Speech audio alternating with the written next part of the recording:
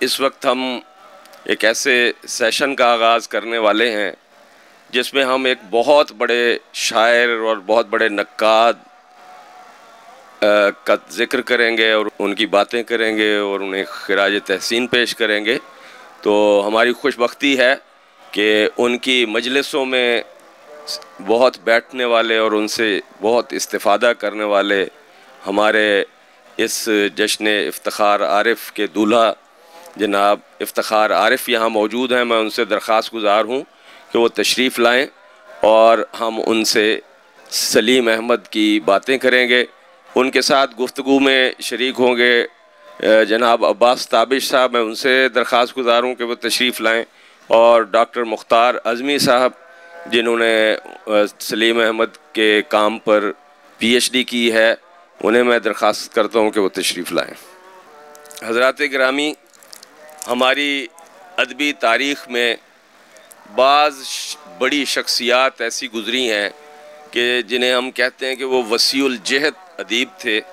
سلیم احمد جتنے اہم نقاد تھے اتنے ہی اہم شاعر بھی، اور اس سے بھی بڑھ کر ان کی شخصیت کا ایک گوشہ ایسا ہے جس پہ میرا خیال ہے افتخار عارف صاحب بہت تفصیل سے بات کریں گے کہ انہوں نے کراچی شہر کی کم از کم 3 نسلوں کی تربیت کی، اور شہر کو ادب کے حوالے سے ایک دبستان ادب بنانے میں ان کا بہت بنیادی کردار ہے. اگرچہ عسکری صاحب کے ہم عصر تھے، لیکن عسکری صاحب کم گو تھے اور ان کی مجلسوں میں بیٹھنے والا پورا شہر تھا. افتخار بھائی سے لے کے اجمل سراج تک کتنے ہی لوگ تھے جنہوں نے ان سے فیض لیا. تو ہم یہیں سے ہی بات کا آغاز کرتے ہیں، اور افتخار عارف صاحب سے درخواست گزار ہیں کہ ان مجلسوں کے بارے میں ہمیں کچھ بات بتائیں. ضیاء، آپ نے بالکل درست حوالہ دیا. میں سلیم احمد صاحب سے بہت پاکستان آنے کے فوراً بعد ان سے متعارف ہو گیا تھا. جب میں ریڈیو میں نے کام شروع کیا تو ان سے ملاقاتیں زیادہ ہونے لگیں، اور میرے پاس وقت ہی وقت ہوتا تھا، اس لیے کہ یہاں میرے کوئی عزیز و اقارب تو تھے نہیں. میں ریڈیو میں خبریں پڑھ کر فارغ ہو جاتا تھا، اور پھر ریڈیو کے جو بہت سے لوگ تھے ان سے ملاقاتیں رہتی تھیں. عزیز حامد مدنی صاحب اور عبید اللہ بیگ صاحب اور قمر جمیل اور احمد ہمدانی اور یہ سارے لوگ ریڈیو میں کام کرتے تھے. مگر میرا زیادہ وقت جو تھا شام کا وہ سلیم احمد صاحب کے دولت کدے پہ گزرتا تھا. وہیں میری بہت سے لوگوں سے ملاقات ہوئی. اطہر نفیس صاحب، امید فاضلی صاحب، احمد ہمدانی، عسکری صاحب وہاں کبھی کبھی تشریف لاتے تھے. ظاہر ہے وہ ہمارے دادا استاد تھے، اور میں نے ان سے نظریاتی طور پر میں بالکل مختلف تھا ان سے، مگر میں نے زندگی میں سب سے زیادہ ادب میں اگر سیکھا اور اس کی طرف توجہ ہوئی تو وہ سلیم احمد صاحب تھے. سلیم بھائی نے مجھے، جب میں ٹی وی میں کام کرنے لگا تو میں نے کچھ 2-4 غزلیں کہی تھیں، تو انہوں نے مجھے متنبع کیا کہ یہ جو شو بزنس کا کام ہے یہ بہت دور تک نہیں لے جا سکتا، اور اس کی کوئی بہت زیادہ عمر نہیں ہوتی، اور اس پر کچھ بہت زیادہ ناز کرنا کوئی بہت عقل مندی کی بات نہیں ہے. اور اگر اللہ نے مجھے کوئی صلاحیت دی ہے تو مجھے شعر کی طرف توجہ دینی چاہیے. اور بہت انہوں نے، پھر میں نے جب لکھنا شروع کیا تو انہوں نے مجھے میری بہت حوصلہ افزائی کی. اور جو وہ بہت ثروت مند شہر تھا اس وقت. شہر میں بزرگ رو میں آل رضا صاحب اور جوش صاحب اور فیض صاحب، حفیظ ہوشیار پوری، ضیاء جالندھری، سلیم احمد، قمر جمیل، عزیز حامد مدنی، تابش دہلوی، امید فاضلی، سراج الدین ظفر، اطہر نفیس، جان ایلیا، رئیس امروہوی، اور اساتذہ میں بہت سے لوگ. تو اس وقت کچھ سمجھ بھی نہیں آتا تھا کہ شعر. اب آپ ایسے سمجھیے دیا کہ مشاعرے کا آغاز جان ایلیس سے اور اطہر نفیس سے ہوتا تھا. ہماری تو کوئی پوچھ گچھ ہی نہیں ہوتی تھی. پہلا مشاعرہ جب ہم نے پڑھا تو وہ میں اور نصیر ترابی اور پروین شاکر، ہم نے تینوں نے ٹی وی کا پہلا مشاعرہ بہت دیر بعد جا کر پڑھا. تو سلیم احمد صاحب نوجوانوں کی بہت حوصلہ افزائی. دیکھیے آپ نے بھی ذکر کیا اجمل سراج، اس میں یعنی میں ان کے ہاں حاضر ہوتا تھا. احمد جاوید صاحب وہاں تشریف لاتے تھے. سراج منیر آپ کے تو بزرگوں میں رہے مگر آپ نے ان کو دیکھا، آپ نے ان کے ساتھ. تو سراج وہاں بہت ہوتے تھے. سجاد میر بہت. اور ان میں جو سب سے بڑی بات یہ تھی کہ ان کے ہاں بائیں بازو کے لوگ بھی جمع ہوتے تھے اور مجھ پر انہیں بہت فخر تھا. اور سچی بات یہ کہ مجھے اس بات پر بہت ناز ہے کہ ان کی ایک کتاب جو ہے مشرق، وہ میں نے زبردستی ان سے لے کر شائع کرائی تھی. اور ان کی ایک بہت مشہور نظم ہے اسٹوڈیو نمبر 9 ریڈیو پاکستان کے حوالے سے. اس میں انہوں نے اپنی پسندیدہ شخصیتوں کا شعر میں منظوم خاکے لکھے. میرا بھی خاکہ ہے. میری کتاب منسوب بھی ہے ان کے نام. تو میں نے تو سب کچھ سمجھیے، جیسے میری زندگی میں فیض احمد فیض صاحب، مشتاق احمد یوسفی صاحب، سلیم احمد صاحب، یہ 3 بزرگ ایسے ہیں ادب کے جنہوں نے میری زندگی پر بہت اثر ڈالا. اور اگر سلیم احمد صاحب اس میں نہیں ہوتے تو شاید ظاہر ہے اللہ سبحانہ تعالیٰ نے ایسے ہی طے کیا ہوتا ہے کہ تخلیقی سفر ایسے شروع ہوگا. بہت یعنی اور ان کا مطالعہ، ان کی نظر، میں نے ان کے ساتھ کام بھی کیا. ان کے بہت سارے ڈرامے ٹی وی پر ہمارے یہاں ہوتے. سویرے ریڈیو اسٹیشن جانے سے پیشتر وہ پہلے ٹی وی اسٹیشن تشریف لاتے. اور مشکل وقتوں میں نے جیسے آپ سے گزارش کی کہ میرا تو کوئی تھا نہیں، تو عید کے دن نماز پڑھنے کے بعد میں ان کے یہاں سلام کے لیے جاتا تھا.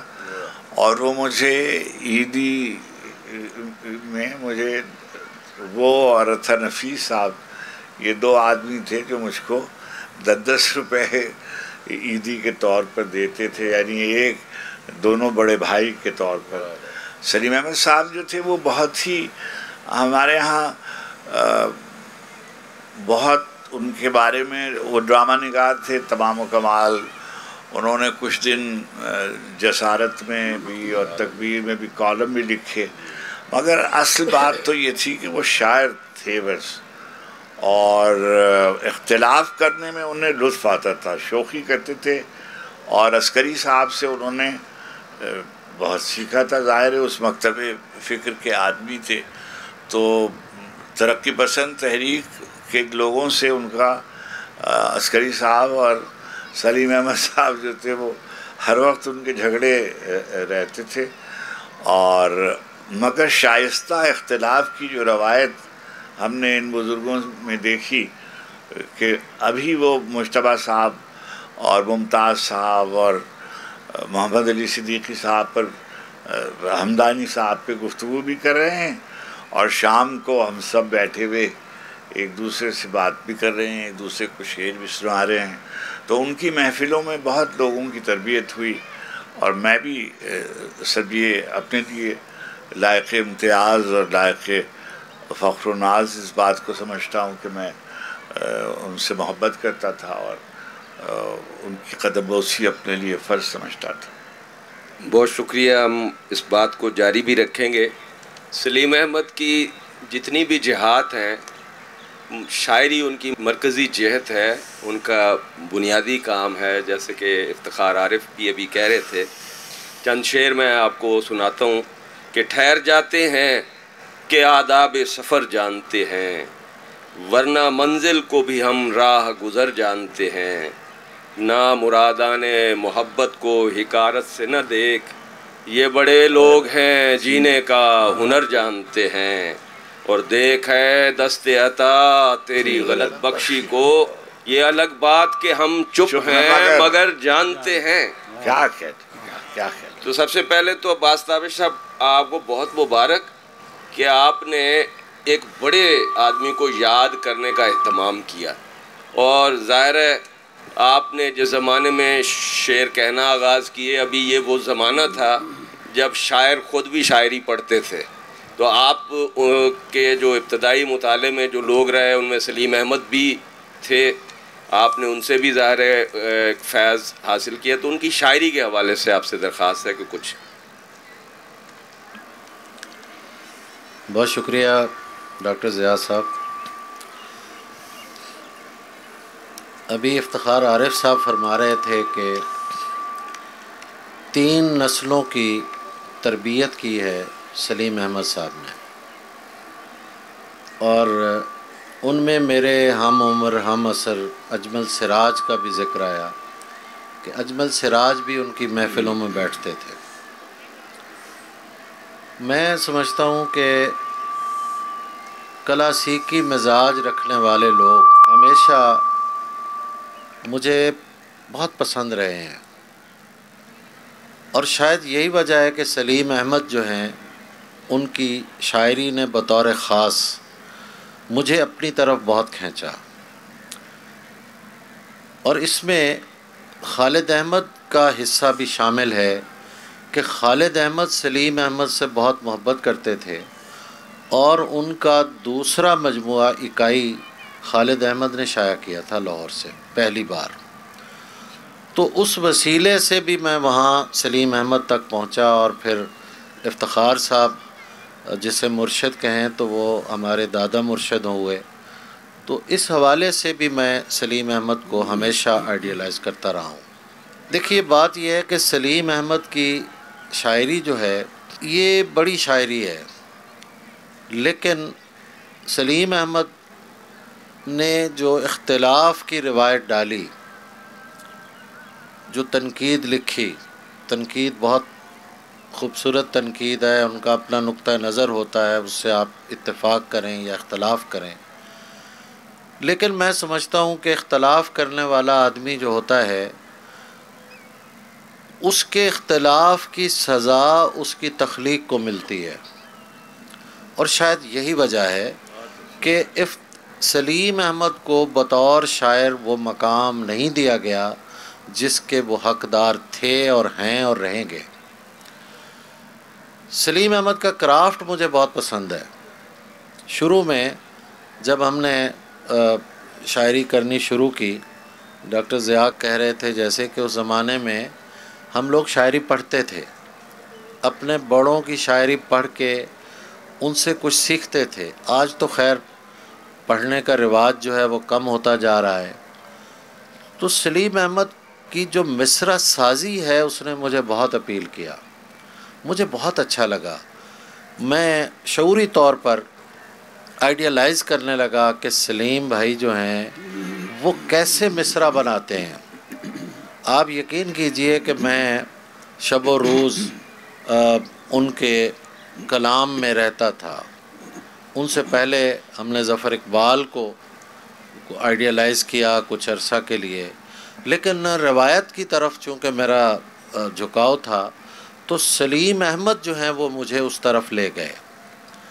پھر وہ مصرع سازی جو ہے سلیم احمد کی، اس نے مجھ پر اتنا اثر کیا کہ اس زمانے میں اگر مجھے اپنی غزل میں کسی مصرع پر شک ہوتا کہ یہ کسی اور کا ہے تو وہ سلیم احمد کا ہوتا تھا۔ تو یہاں تک ہم نے ان سے محبت کی ہے، اور یہ محبت کا سلسلہ جاری ہے۔ چونکہ یہ جشن افتخار عارف ہے تو اس میں ہم نے کوشش کی کہ ان کے دائرہ محبت کے جو لوگ ہیں ان کا ذکر جو ہے اس میں ضرور ہونا چاہیے۔ ایک چھوٹا سا واقعہ میں سنانا چاہتا ہوں ان کے اختلاف کے حوالے سے۔ آج کے دور میں تو اختلاف کو مخالفت سمجھا جاتا ہے، لیکن اس زمانے میں مخالفت نہیں سمجھا جاتا تھا۔ ثناء اللہ ظہیر کا شعر سنا کے میں بات کرتا ہوں کہ میں دے رہا ہوں تمہیں خود سے اختلاف کا حق، یہ اختلاف کا حق ہے مخالفت کا نہیں۔ تو وہ زمانہ عجیب تھا. مجھے سجاد میر نے بتایا کہ ایک دفعہ قمر جمیل اور ان کی بڑی بحث ہو گئی، اور سلیم بھائی جب گھر پہنچے وہ اپنی بائک پر، اور سجاد میر بھی ساتھ تھے، تو گھر پہنچتے ہی وہ کہتے ہیں کہ میں نے کہا سلیم بھائی آپ نے زیادتی کی ہے ان کے ساتھ. تو کہنے لگے اچھا زیادتی کی ہے تو چلو ابھی چل کے معذرت کر لیتے ہیں. تو واپس آئے اور ان سے معذرت کی کہ میرے لفظوں میں کچھ تلخی اور ترشی آ گئی تھی تو میں معذرت کرنے کے لیے آیا ہوں. تو ان کی زندگی، ان کی گفتگو، ان کا سب سلسلہ جو ہے، میں اس بیٹھک میں کبھی نہیں گیا، ظاہر ہے ہماری عمر ایسی تھی، نہ میں کراچی میں رہتا تھا، لیکن پچھلے دنوں میں نے خواجہ رضی حیدر کی ایک کتاب پڑھی سلیم احمد کے حوالے سے. تو آپ یقین کیجئے کہ میرے ہاتھ یہ کتاب امریکہ کے ایک سفر میں لگی اور میں اسے پڑھتا چلا گیا. تو جتنے دن میں وہاں رہا اور کتاب پڑھتا رہا، مجھے ایسے لگا میں سلیم احمد کی بیٹھک میں بیٹھا ہوں اور ان سے کچھ سیکھ رہا ہوں. واہ واہ تو آخر میں 2-4 شعر میں سلیم احمد صاحب کے پیش کر دیتا ہوں. غنیم وقت کے حملے کا مجھ کو خوف رہتا ہے، واہ واہ غنیم وقت کے حملے کا مجھ کو خوف رہتا ہے، میں کاغذ کے سپاہی کاٹ کر لشکر بناتا ہوں. کیا بات ہے، واہ واہ واہ، اسے سنبھال کے رکھیے خزاں میں لو دے گی، کیا بات ہے، یہ واہ خاک واہ واہ لالہ و گل ہے کہیں ٹھکانے لگے، واہ واہ واہ واہ، شاید کوئی بندہ خدا آئے صحرا میں اذان دے رہا ہوں. واہ واہ واہ واہ، تو صحرا میں دی گئی اذان جو ہے، سلیم احمد نے جو اذان دی شاعری کے لیے، حیا علی الشعر، تو وہ اذان جو ہے وہ سب کو سنائی دے رہی ہے.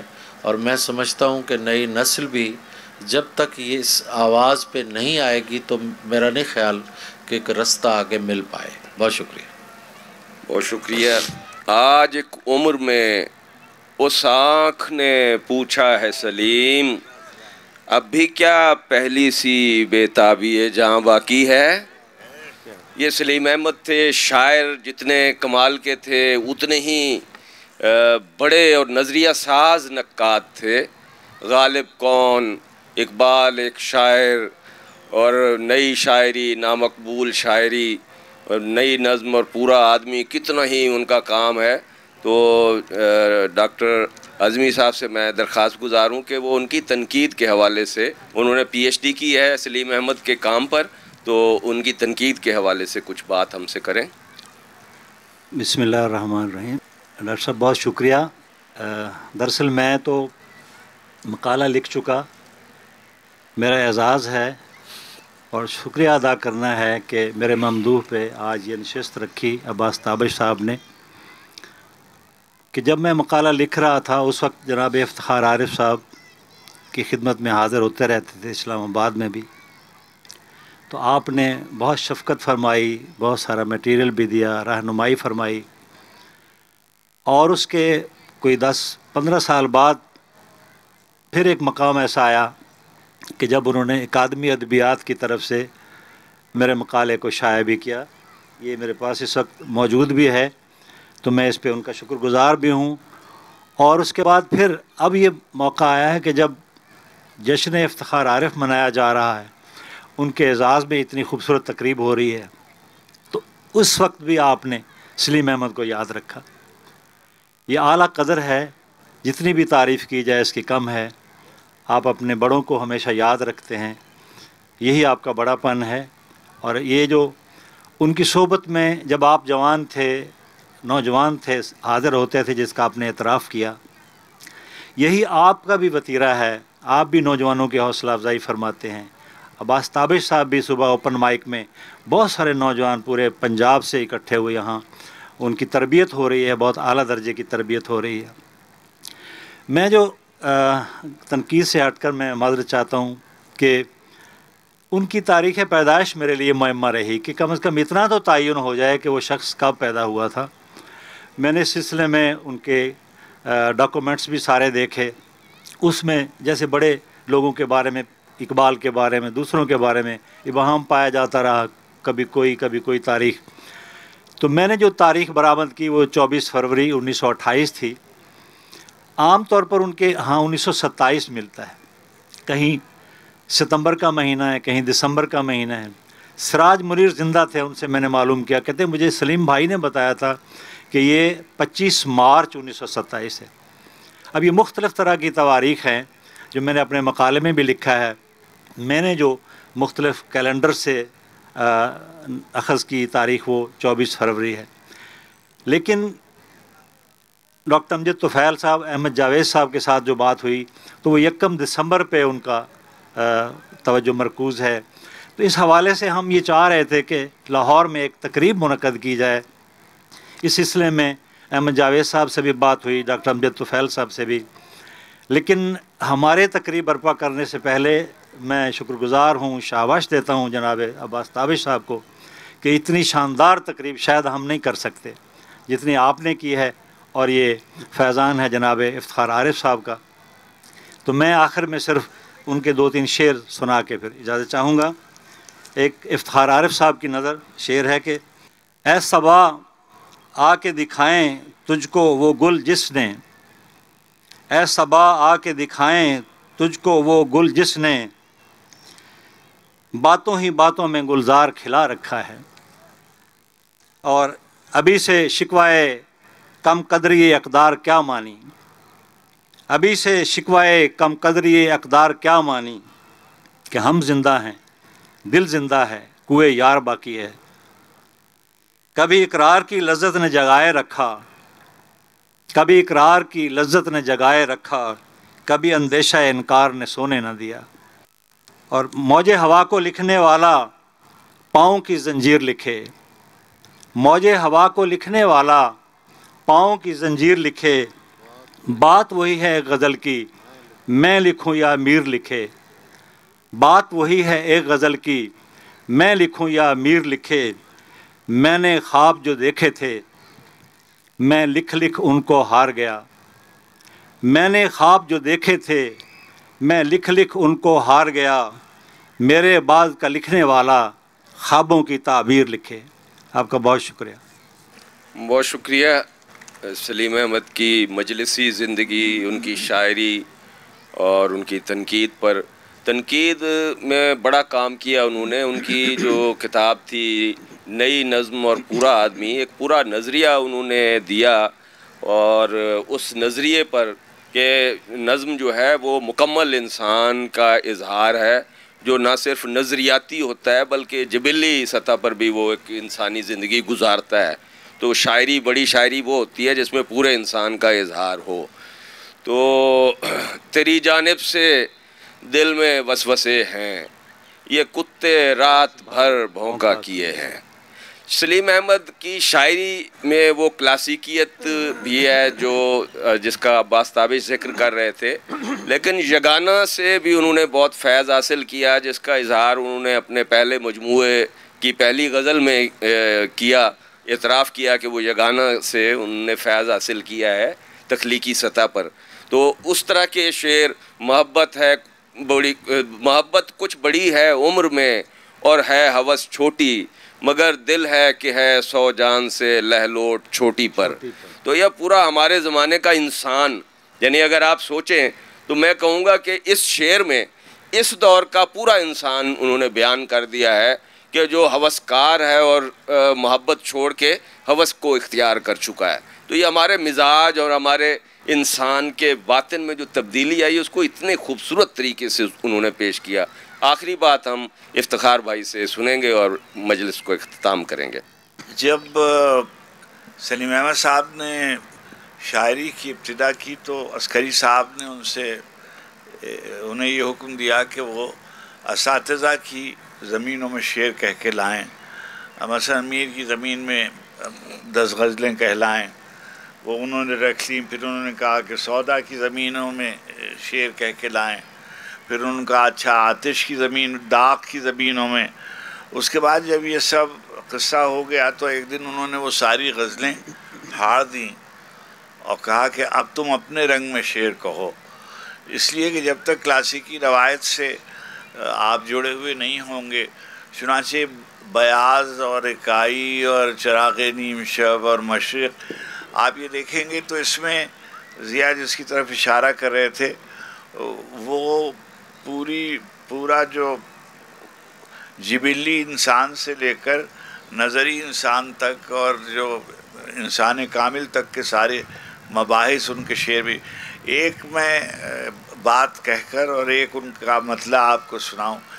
یہ انہوں نے شعر سنائے بیاس کے لہلوٹ چوٹی پر وغیرہ، اور بعض ایسے شعر ہیں جو یہاں نہیں شاید سنانا مناسب ہو. ایک میں ان کا مطلع آپ کو سناؤں. وہ ہاتھ میں آیا ہے آدھی رات کے بعد. کیا بات ہے، واہ واہ. وہ ہاتھ میں آیا ہے آدھی رات کے بعد، دیا دیے سے جلایا ہے آدھی رات کے بعد. اور ایک میں یعنی اعتراف میں نے پہلے بھی لکھا ہوا ہے یہ. میں جب پاکستان آیا تو میرا ایک حلقہ یاراں تھا جس میں خواجہ رضی حیدر بھی شامل تھے. تو میں نے ایک غزل لکھی، غالباً یہ پاکستان میں میری تیسری یا چوتھی غزل تھی. وہی پیاس ہے، وہی دشت ہے، وہی گھرانہ ہے، مشکیزے سے تیر کا رشتہ بہت پرانا ہے.